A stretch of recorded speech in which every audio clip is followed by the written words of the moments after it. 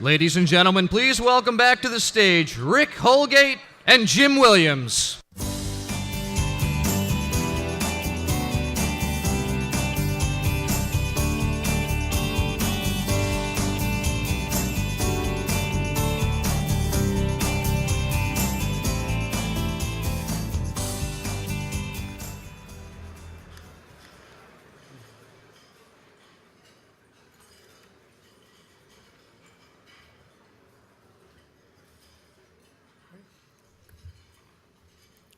ACT-IAC is extremely fortunate to have many individuals from both industry and government who volunteer their time throughout the year to serve as committee members, as leaders, and as subject matter experts.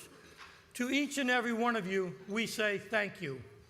And every year, this rich pool of volunteers produces a few individuals who have made a special contribution to the organization.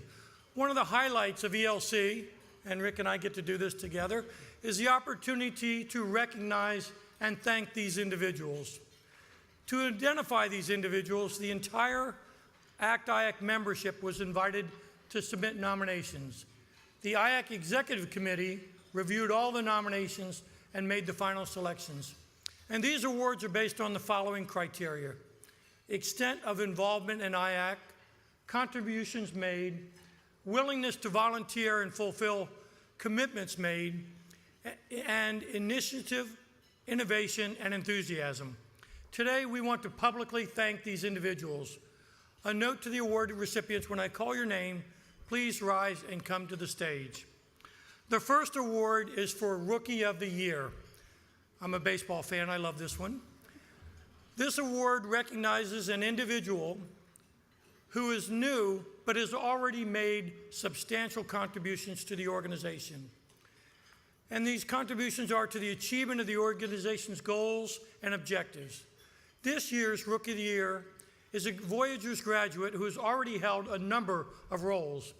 In addition to being an active member of the Advanced Mobility Working Group, he was a track leader for last year's ELC and a co-leader of this year's Mobility Day. He has also become a leader in the Emerging Technology Shared Interest Group, where he currently serves as chair. I am pleased to recognize the 2013 Rookie of the Year for the Industry Advisory Council, Victor Koo of K3 Solutions. Please come forward.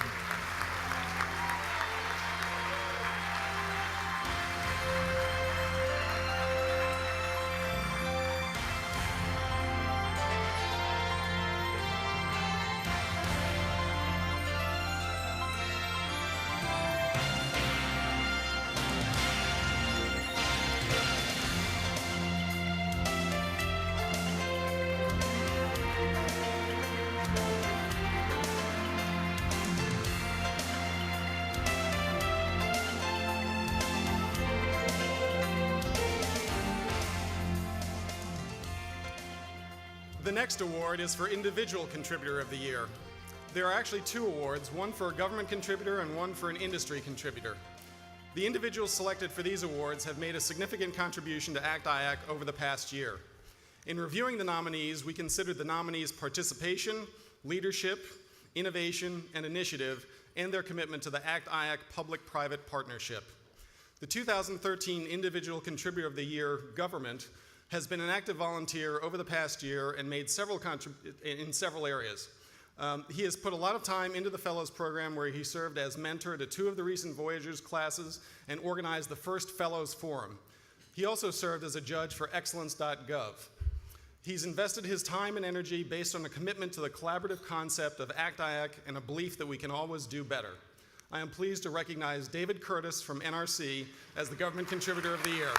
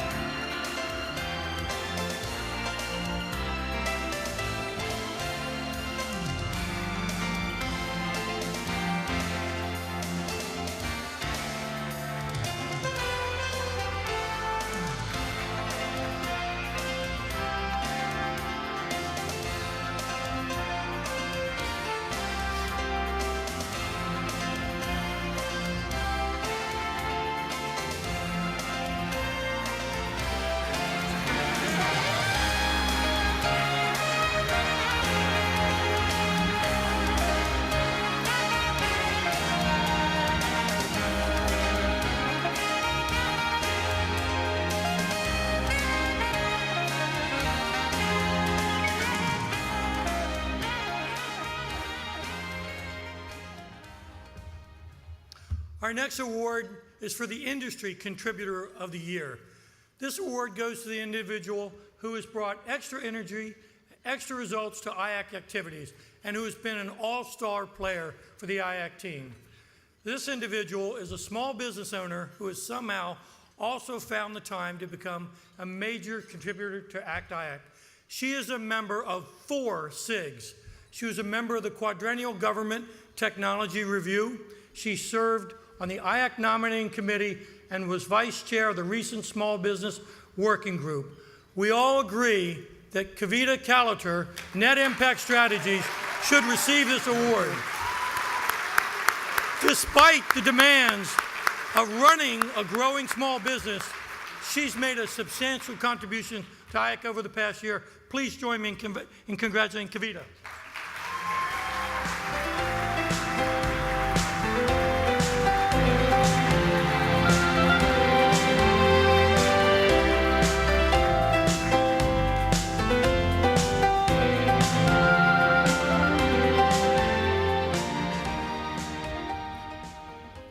Well, that worked. There was a surprise. We have one more award to give before we turn over to our luncheon speaker. This is a new award created in honor of a very special person whom I'm sure many of you all remember. In 1979, ACT, then known as FGIPSI, was created at the urging of OMB and GSA. The GSA Atlanta office was given the task of getting it up and running. One of the first decisions was to ask Virginia McCormick, a GSA employee better known to everyone as Ginny, to serve as the secretary and the treasurer. From the moment she said yes, Ginny became the backbone of FGIPSI for the next 15 years. Jim Ridgell, the first FGIPSI president, said, "For the first 2/3 of the life of FGIPSI ACT, there was one person who truly was the linchpin, the one who held it all together through the formative and early growth stages. This person was a remarkable individual, not a super great executive, not a senior manager, not an agency major domo. Virginia Ginny McCormick was a doer, a person constantly leaned on by most of us to keep our purpose and enterprise moving and keep it contributing and vital. While there are many volunteers in those days, there were a few who were exceptional. One such person was Ginny McCormick. Ginny was an employee in the GSA Atlanta office who was assigned by our management to support this fledgling organization. That assignment became a lifelong passion for Ginny. Over the next decade, she did it all. From supporting the leadership to planning the conferences, she was the glue that held it all together. She was also an incredibly gracious person who gave 100% in everything she did without ever expecting any recognition. A favorite story about Ginny is the time she asked an Air Force colonel if he believed in free speech. When the colonel responded, "Why, of course, Ginny, I believe in free speech," she said, "Will you come to Atlanta and give one?"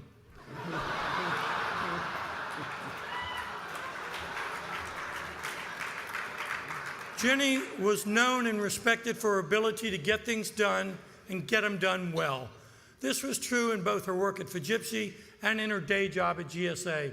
Many GSA customers still remember her as the gold standard of customer service. Ginny passed away earlier this year.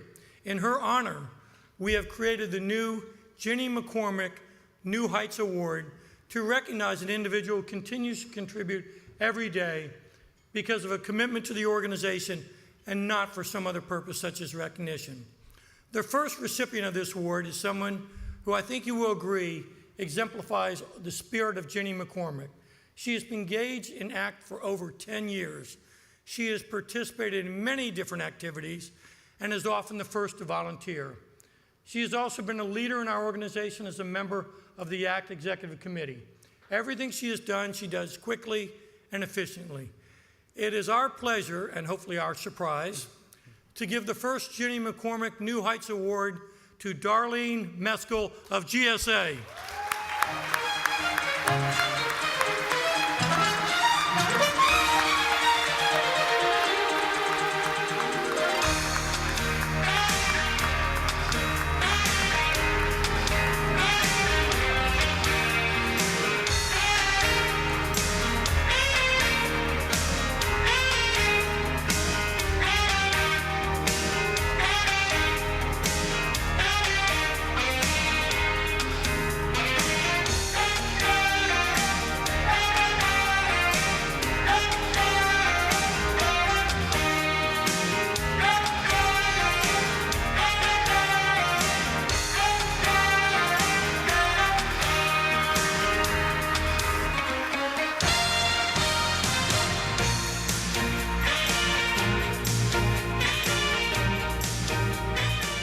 great choice.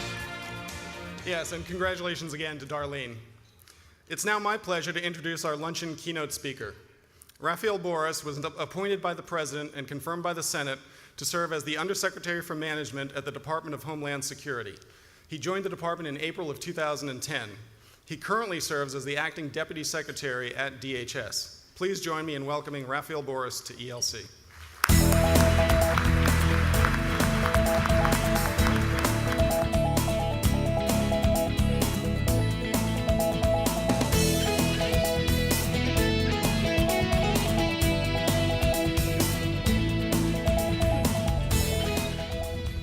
Well, good afternoon. You know, it's never a good idea to follow food and awards. Let me begin by thanking the leadership of this conference and the sponsors as well for, I believe, 23 years of Executive Leadership Conference. It's a great forum with a lot of great learning and fellowship. So I'm really honored to be here. Before I get into my remarks, I'm sure you all noticed Jim Williams' tie, right? Yeah? You know, I learned one of my most important lessons in life from a character from Star Trek. Now, I didn't watch the series, either the first or the second or the third, or what are they up to, about 6 or 7 Star Treks? I was in a restaurant about 10, 12 years ago in Washington, D.C., the Jefferson, actually, meeting a friend of mine who came into town, and for the Sopranos fans, sitting right next to me was Joe Pantoliano. Okay? But he's not the main part of the story. In walks Patrick Stewart, looking every bit like Captain Picard. And he sits down with a lady friend, and he orders breakfast. And something, I guess, ran amiss with whatever it was he ordered. Now, we heard the exchange, and I looked over to Joe Pantoliano, who's also from the New York area, and we watched in amazement. He called over the waitress, and all he said, and it was very polite, he said, "These eggs are not quite right." Joe Pantoliano looked at each other and said, there was no New Yorker in the world that would handle that experience that way. I can't repeat the way Joey thought he would have handled that eggs, but it was very important about, again, about civility, about humility, and it just was one of those moments that I thought I'd share because of Jim's tie.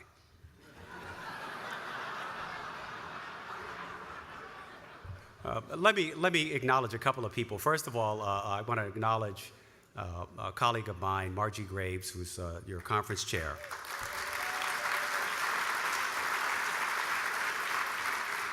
Margie, no doubt, has done a great job and will continue to do a good job supporting ACT-IAC, as she's been doing for Homeland Security. She's been serving for many months as the acting CIO, and it's a great tribute to see her in this role and know that she's impacting not just DHS, but the entire community. So again, thank you for what you're doing, Margie.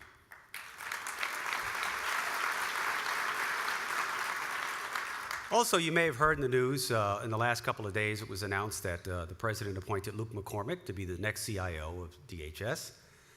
I know that, yes, yeah, give it up for Luke. We're really excited to have him back at DHS, and I think Department of Justice would probably like about a 6 months transition, and we'd like something less than that, but he'll be joining us shortly. And one other person I want to acknowledge today is the work that was done by Richard Spires, the previous CIO. Yes?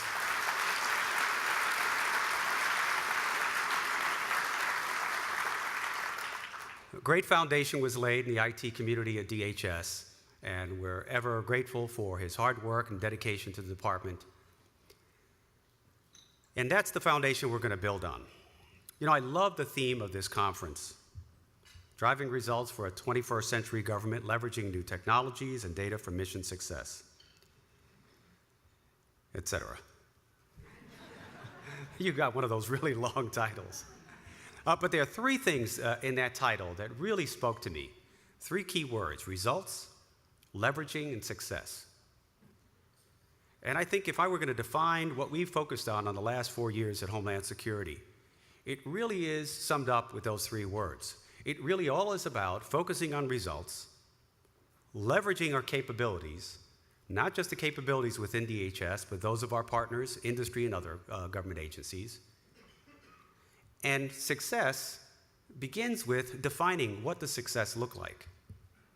And the last 4 years, 4.5 years, have really been about sort of, for a brand new agency, identifying what is success to us? What does it look like?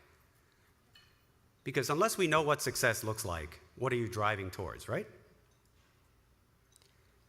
So let me begin first by posing or sharing with you a question that I am asked all the time, and I'm sure many of you as well, particularly my government colleagues.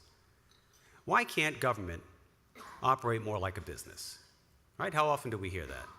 Right? We hear that ad nauseum. So what does it mean to operate like a business? I think you have to start with that. What do they mean? Well, you know, I looked up the word. I love words. I looked up the root of the word. It's an old English term. It really stood for just busyness, being busy, the state of being busy. Well, we're certainly busy enough in government. I think we're just like the private sector.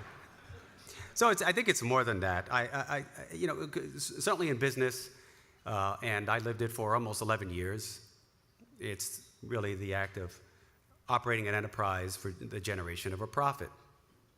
Was really that the case? Didn't I hear Amazon's earnings just the other day? And they had record revenue, and they had no profit for the last quarter. So it's got to be more than that, right? So it's not just operating an enterprise for profit. You know, I think when people are asking the question over and over again, why can't you be more like business? I don't really think that's what they're talking about. I really don't think they're focused on whether we're operating exactly like a business. I believe that they're really talking about the perception that business operates much more efficiently than we do in government and operates on some sort of common sense that's easily understood. I think that's what they think they're saying when they say that. We have a lot of folks here in the room, of course, from business. But you know, I think it's more than just being transparent in government that's the key. And it really gets to the notion, I think, of simplicity. And what I've learned throughout my career, the key question has always been, why can't we distill our actions in government into easily understood results? I think if we go back 30 plus years in my career, I began in Metro-Dade County government, and I found that there were two groups of people, and both of them shared one common trait. They both were miserably unhappy. They were public employees and the citizens. Everybody was unhappy over one aspect of the equation, either delivery of services or inside government. The employees were very unhappy with the way that we empowered or lack of empowerment of our employees. And I had some great teachers and some great leaders, and it was at that fundamental key moment for me is when I learned that my career in government was going to be less about the technical, but really about trying to get into that challenge of change in transformation in organizations and what makes a difference in people's lives, both those in and outside of government. Now, we had tremendous, I think, innovation and creativity in local government through the mid-'80s all the way through the '90s, in part because of the financial constraints that were brought upon us. But I think it's something else that I felt that really, really made the difference.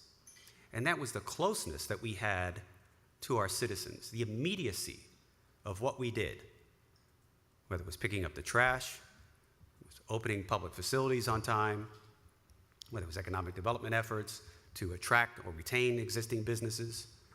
That immediacy really drove us to find ways to be much more creative and innovative, in part because I remember clearly when I was in the city of Hartford, I'd go into the grocery store and somebody would come up to me and tell me, my garbage didn't get picked up last Thursday. That real sense. And they walk into City Hall, and they can walk into your office and really communicate and tell you, I'm not happy about this, that, or the other thing. And if you were going to be successful, you really had to respond, and you had to do it now. That sense of immediacy really drove action if you were going to be successful. So in many local governments, we don't have the ability to borrow funds, so we had to learn how to monitor our state of being, our cash flow and others, on a constant and ongoing basis. And it's when I became really acutely aware of what I call the hidden secret. That hidden secret being that the answer to the question was always right there. We just didn't have the right information readily available to be able to make good and better decisions. And that's where that wonderful moment for me and for so many of my colleagues in local government really got excited and turned on. It was that convergence of that extreme curiosity and the desire to be helpful and technology came together. And we really started to unleash some tremendous, tremendous innovation in local government because of those real factors coming together. The need to be much more efficient in government, to operate within our means, to make tough choices, to make choices about where to invest our money. And I do say invest. You're investing the public money for public good. And I realized, how did we make these decisions in the absence of good information? What was the driver? How did we know? How did we know where to put the next dollar, or in many cases, to take away the next dollar? Well, law enforcement, for me, became the first place where it really came together, where we had this trove of information. Those of you in the IT business, I'm not an IT person, I'm not a technology person, but we had a couple of AS400s loaded with all kinds of data about all the crimes and all the stats. And this is sort of pre-New York, so I'll give a shout out to my colleagues in the police department back in the city of Hartford, where we were very curious about the patterns and the behavior of people and incidences of crime. And it was one thing to have that information, but what were we going to do about it? So if we'll give you an example. We started looking at the incidence of crime in the city. And we started matching that up with some of our personnel actions. And quite simply, we found that the greatest incidence of crime, and those crimes that were the most dangerous to police officers, occurred between midnight and 2 o'clock in the morning. And those of you who've been in and around law enforcement, you know domestic calls are very, very dangerous for our men and women in law enforcement. And we started to look at the personnel as well and started to see that we had the most inexperienced people, our rookies and our most inexperienced sergeants working during that shift. Now, that was as a result of bid shift preference. That was something that was done in a unionized environment that was allowed. So you had your most experienced cops working in the middle of the afternoon, typically downtown, where maybe somebody ran off from his car as they were being written a ticket. But the most serious crimes, the most threatening crimes, we had our most inexperienced folks. So we were able to use that data to convince the union to give us some flexibility to be able to reassign personnel so that we can start matching particular incidents of crime with skill sets. And it was the beginning of this tremendous revolution and this tremendous learning for me on the power of information. Now, I remember going to a community meeting once, and I got tipped off ahead of time, and they said that they're really going to be angry with you. Because we had gone there about a month before. We promised we were going to do all these things, and this one community organization was going to be very critical of the lack of action on the part of the city. So I got tipped off, so I called the head of our code enforcement department, I called the police chief, the fire chief, and I said, assemble to me as much documentation you have about what we did over the last month. And we didn't have the technological tools. So literally, we showed up at this community meeting with about 40 boxes of paper that included citations that we issued for various violations relative to their property or sidewalk that were in disrepair, all this blanket. And we just laid it out on the table. much like we would do today with a PowerPoint, et cetera, but we didn't have the technology available. And it changed the nature of the conversation as we invited people to come and take a look at what was here. And look, it was the beginning of that demystification, if you will, of what goes on. Did you really do that? Yes, here's the paperwork. Well, the organizers of the meeting still really wanted to yell at us. But the community embraced us when they saw the level of action, the level of activity that was taking place, that their government was indeed following up on the issues that were important to them. So I think these are some of the lessons that certainly I've taken and many of you have learned that have driven, and I think really have driven very hard, this desire to leverage technology for the betterment of the delivery of services. But we have a unique challenge in the federal government because we're so far removed from those who we serve generally. There are exceptions, certainly in my department, the Border Patrol, we're frontline people, TSA, the TSOs at the front line. We get constant and immediate feedback. I bet a few of you have given us some feedback as you've traveled around the country. But how we use that information and what we do with that information, particularly today, we're struggling financially. We're struggling just to keep the momentum going. I think if I have my math right, since I joined the department, we've lived under 12 consecutive continuing resolutions. That's me and every one of you in government sitting around here at the table. Presents its challenges. I'm not going to get into the politics of it. It has nothing to do, it's not my bag. But it's the reality of what we had to deal with. These very short periods of time, 3 months, sometimes a little longer, which in effect becomes little mini years. And yet I'm astonished, I really am astonished at how well our public servants are able to continue to operate and keep going, keep the services provided.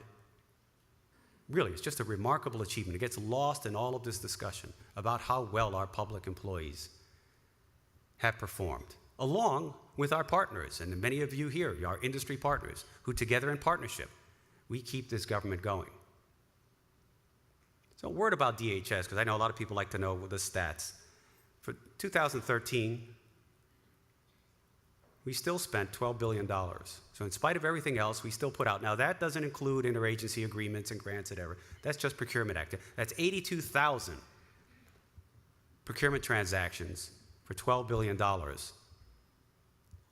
lot of it in the last 3 months. Are we getting a good deal for our spend? Well, 69% of the contract dollars awarded were done with competition. That exceeds the government-wide average of 63%. So by and large, we're getting the work done, we're being competitive. Are we fair? Well, last count, I think we had just to companies in America, we've awarded, I think, something like 14,000 in DHS, 14,000 individual contracts to businesses in America. So the work is getting distributed. We're very proud of the fact that over 30% of our contracts go to small businesses, all categories. We continue to get an A from Small Business Administration for our work there. So we're able to maintain that balance while still being a leader in strategic sourcing. I know a lot of people question whether or not we can pursue the goals of strategic sourcing and still maintain our commitment to small, minority, women-owned, service-disabled businesses. And the fact we are doing that. And we're doing it also with your help in industry. So we don't do this alone. You know, there's a lot of conversation about protests. So I asked for a stat because I wanted to share this with you because it's an interesting stat. The perception is that we're being flooded with protests in government. 1/4% of our awards last year were protested. 1/4%. And 4% of those were sustained, compared to a government-wide average of about almost 19%. So it really puts on a different sort of dimension and scale of what's going on there. So, you know, restrain yourself when you go crazy about all the protests, my government colleagues. It's part of the way we do business. It's still not illegal to protest. And it's good for us. It keeps us sharp. It keeps us honest. Make sure we're meeting your needs. So I wanted to get back and end up on this point about why I was so excited about the conference theme, particularly those words, leverage, results, and success. And focus a little bit about what we've been doing the last couple of years, again, in this area of technology, the need to get better at decision-making and support for decision-making. So I'm going to talk a little bit about what we call the DHS Cube. But before I do that, the Cube represents one simple example of many, many examples within our department, and no doubt many other departments of the federal government and state and local agencies that are using and harnessing technology to drive results, to leverage, all in the name of meeting our success. You know, DHS being a relatively young agency, one of the things that we lacked, here's how we are different from business. If you had had a merger or an acquisition as large as the creation of DHS, I bet those of you, and I lived in a company that grew large mostly through through acquisitions,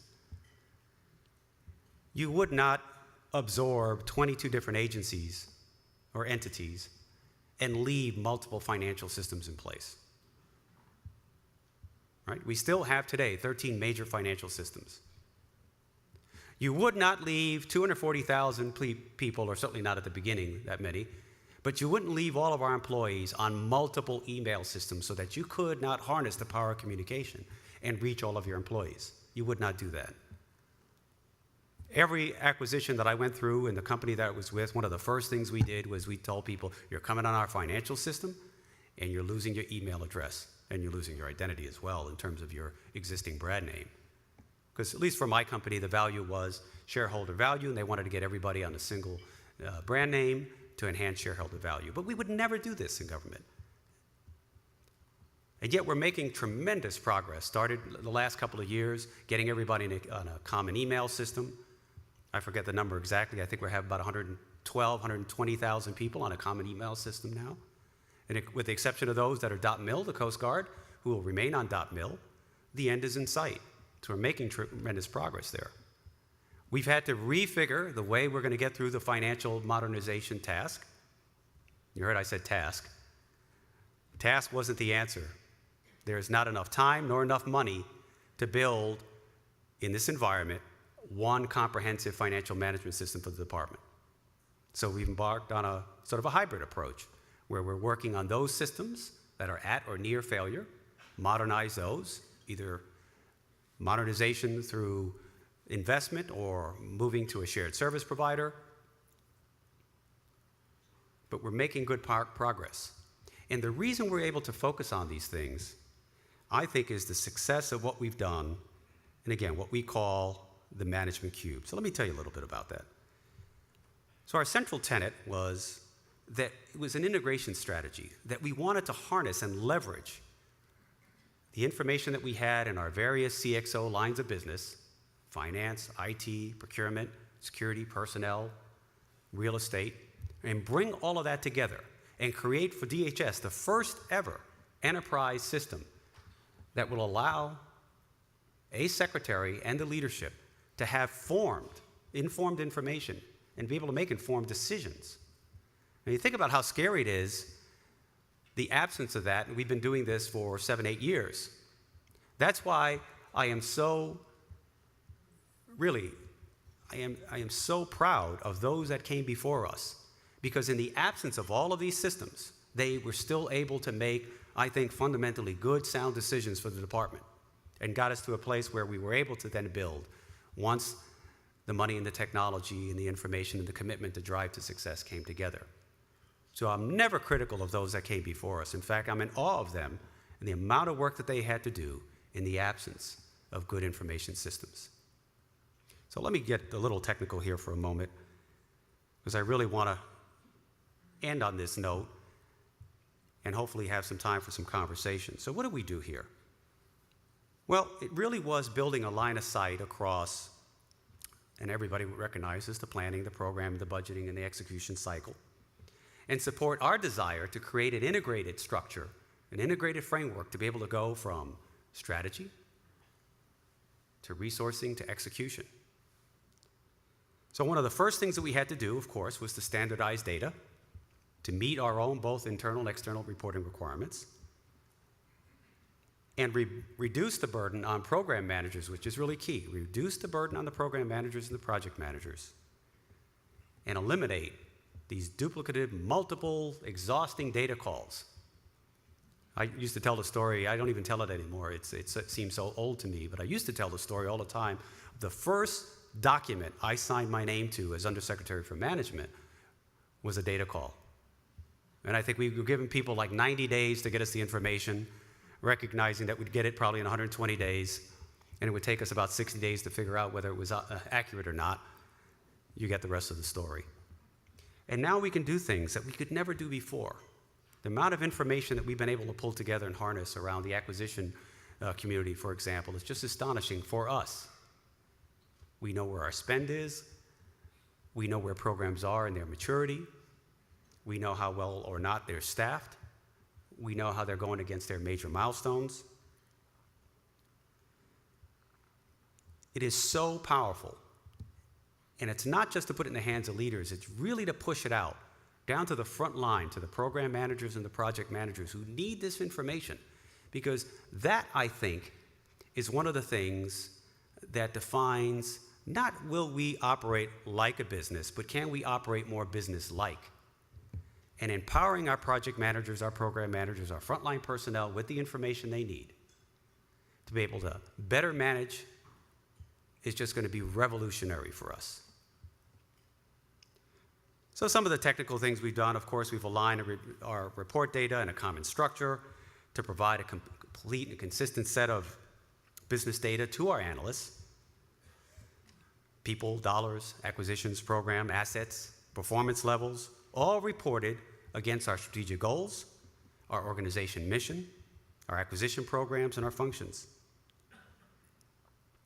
But we want to go beyond just simple reporting, because here's where I think the real power lies.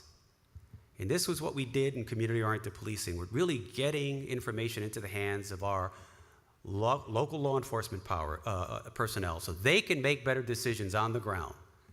It really is, and what I keep on referring to is unleashing the power of our analysts. One of my favorite stories of my time with DHS is when we started putting together some of these prototype informations, and I went to a briefing and they showed me some reports they generated. And the young analyst told me that ordinarily it would take her about 3 hours just to pull this data together, and we weren't sure how accurate it would be. So I asked her, how long did it take you to pull this information? And I think she said like 10 minutes. So I asked her, what are you going to do with all that extra time? And she goes, I can't wait to get my hands on this information and really start to work it. That's what I'm talking about, unleashing the power of our analysts through the provision of this information and this data. This is the real power. But it's not just an end in and of itself. It's got to be driving us someplace. And that's where I want to end today, is where are we going with this? So what is the there? You'll hear there's a presentation, I think it's later today, where Keith Drippy from DHS will be talking a little bit more in depth about the management cubes. I don't want to steal his thunder. Plus, I can't remember all the good things that they've done anyway. But really, it's being able to, and I talked about this drive that we have to link up strategy, budgeting, and resources to execution, to be able to get that cycle, to be able to convince the American people that every dollar we spend, we know why we're spending it. We know why we programmed it. We know how we want to budget it. We know how we want to manage it and monitor it. We know what we're trying to execute against. And most importantly, to be able to tell them what success looks like. That's the key for us. I think that is where all of us need to be focused on today, because let me tell you, the challenge moving forward through all the times of the financial austerity that we're going through now, it's not just budgeting. It's not a budgeting problem. It's not a math problem. I think it's a problem of making choices. Do I spend here or do I spend there? Do I take $1 away from here or do I put it over here? But on what basis do we make those choices? And that's why we need these tools. That's why we need this information. We need to empower our decision makers. We used to say this in local government all the time. We got to get this information in the hands of our city council so they can make good decisions. So we're going to go through a very, very challenging time. You're going to be asked to make some tough, tough choices. And our industry partners are going to be right there with us as we're going to be making these choices. Because again, so much of the work that we do involves working with our industry partners. So how do we make that transition? That's going to be key. How do we get our decision makers better informed so they can make good choices? And we invest in those areas that need the investment. Again, I'm not talking about making political choices here. There's no vote for me on my lapel here. This is about just working in the trenches with each and every one of you. How are we going to make these choices? How do we know where to invest? And in the absence of good information, how do we know we got it right? So our investment, our story, is about how we're building tools at the enterprise level as part of building out the corporate of DHS, and how we're going to unleash these tools to be able to drive results, leverage, which is key. How do we leverage what CBP is doing with TSA, with Coast Guard, et cetera? All so that we can better articulate what success looks like. The American people deserve that. Our taxpayers, they want to know what's happening with their tax dollars. And that's what we want to give them. So I know many of you in this room are partners of DHS, industry folks, some people here in DHS. So in advance of all this hard work that will continue, we're going to go live in January. I'm going to thank each and every one of you for the work you've done to date in supporting DHS and the hard work still ahead of us. And the more you know where we're going and where we want to go, the better you're going to be able to tell us and help us get there. So it's my extreme pleasure to have the opportunity to spend a little time with you this afternoon. And I look forward to, if there are any questions, share some thoughts. Thank you.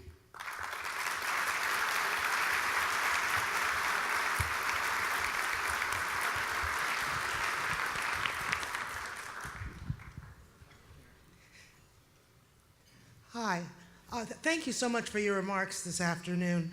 I was wondering if you could spend a little time more talking about, at the enterprise level, your risk view approach and any successes that you've had in managing program risk. Boy, was that a plant? That's a great question. I love that question. One of the things that we really focused on to bring business-like practices into government was this whole notion of risk. In fact, we created an organization called Program Accountability and Risk Management to introduce at the highest level in the organization the focus on risk and risk management, on the identification of risk, the mitigation, and the management of those plans against which we need to do that. So this is critically important. And it's permeating not just the enterprise at the corporate level, all throughout the organization. TSA talks about it now all the time, their risk-based strategy. CBP is looking at it in the context of protecting the border. No longer will we have potentially, depending on what happens with comprehensive immigration reform, and again, that's for another conversation, will we have the resources potentially to put a body everywhere else. So we have to begin to use the information that we've collected to be better able to understand and identify the trends that are taking place along the border, to better utilize our personnel, to align our technology and other surveillance type of equipment that we use, mobile and otherwise, sensors, and know where to place them. Because again, it's all about risk. We can't be everywhere for everybody at all times. Back to acquisition for a moment. It's just a huge amount of money that we spend at DHS on acquisition programs. And we have improved greatly our awareness of, again, how much we spend, where we spend it, what are we spending it on. But it's not just that. it really is better understanding what are the risks inherent in the programs, and every program is different. Sometimes it's the technology, sometimes it's the people, sometimes it's the partners, sometimes it's external factors. But to make sure that we understand that and we've planned for that. So again, I'll just go back and just say it very, very cleanly so that we can better identify, develop plans to mitigate the risk and manage against that mitigation plan. Again, I think the taxpayers expect that from us. Are we doing the best we can? And when you extend that thinking out, of course, not every program requires the same level of attention. But now, and I've been asked this when I've gone and testified to Congress, why don't you do everything for everybody? And our answer is, we've used, at the enterprise level, a risk-based approach. Certain programs, certain kinds of programs require more focus and attention than others. But I'll tell you, my friends, here's going to be the change. As these dollars continue to contract, our tolerance for risk is going to go way down. And what could suffer is innovation. Thank you for your question.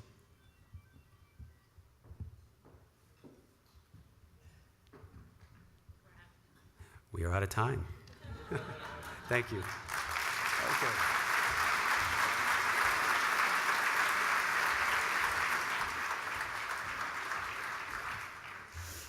Good afternoon. I'm Jody Ganser-Miller, the Industry Vice Chair for this year's ELC.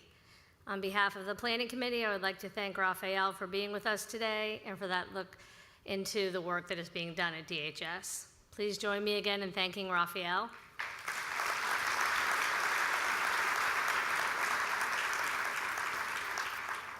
We're going to take a brief break and then continue with the tracks beginning at 2:15 p.m. As a reminder, the 2013 SIG State of the Union is at 4:15 p.m. in Colony E. This session will provide an update from each of the shared interest groups. The reception begins at 5 p.m. on the Virginia lawn. Dinner is at 6 p.m. This evening, we will graduate the 2013 Partners class, present the 2013 two additional ELC awards, and hear from Jonathan of Zittrain. The evening will conclude with a dessert reception. Enjoy the afternoon, and we'll see you in the case studies. Thank you.